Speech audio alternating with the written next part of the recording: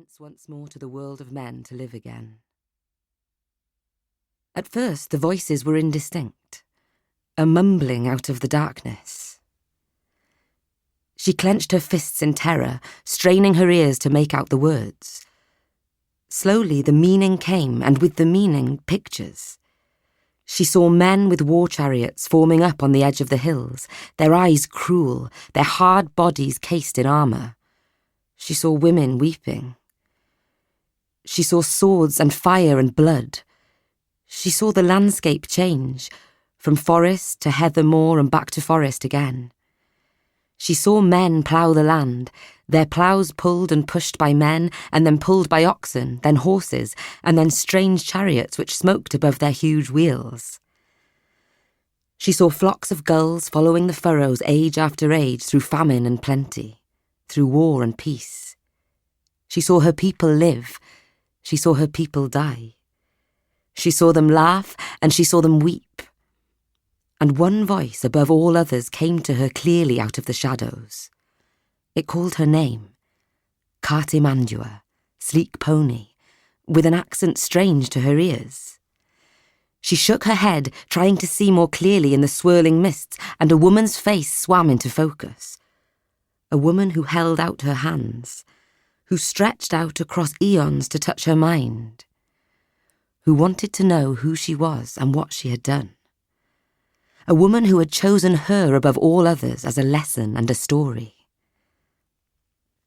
The tomb was growing colder. Outside, the sun was sinking into a bank of cloud. Soon it would be dark. She shivered suddenly, and the mind that had reached out to touch hers drew back. "Where are you?" Carter called out. "Wait, are you one of the gods?" There was no reply. Somewhere near her feet she heard something rustle and click amongst the bones, and she gritted her teeth against a scream. For the first time she wondered if anyone would come back to release her, or would they leave her here to lie amongst the dead whilst another took up the mantle of leadership?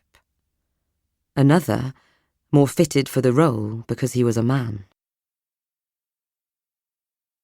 Chapter 1. 1. Have you any idea of what you've done to this department? Professor Hugh Graham threw the magazine down on the desk in front of him. It was folded open at an article entitled, Cartimandua, the First British Queen. "You've made us a laughingstock. And me. You've made me a laughingstock in the academic community." He spoke with the soft lilt of the Scottish borders, usually scarcely noticeable but now emphasised by his anger. Behind him, the sun, shining in through the office window, which looked out onto Edinburgh's George Square, backlit his thick, unruly pepper and salt hair, and cast the planes of his weather-beaten face into relief. "I don't think you and I can go on working together, Viv. Not when you clearly hold my views in such low esteem." "Rubbish!" Viv Lloyd-Rees was 35 years old, 5'4", slightly plump, and had short, fiery red hair which had been cut to stand out in a hedgehog frame around her face, emphasising her bright green eyes. In spite of the Welsh name, her accent was cut-glass English, another fact that irritated intensely the nationalist that resided deep in the professor's soul. "Are you telling me that suddenly no one is allowed to have their own opinions in this place?" she went on furiously. "For goodness sake, Hugh, we study Celtic history. We are not a think tank for some Politburo." "No." He leaned forward, his hands braced on the shambles of papers and open books which lay strewn across the desk behind his computer monitor. Somewhere under there, presumably, lurked a keyboard and mouse. "No, you are correct. We study. We examine facts. We spell them out."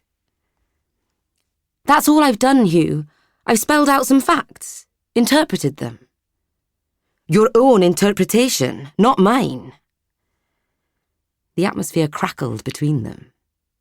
"Mine, as you say. It's my article, Hugh, not yours." "Fictional twaddle." "No, Hugh, not fictional." Her temper was rising to match his. "Intuitive interpretation." But there was more than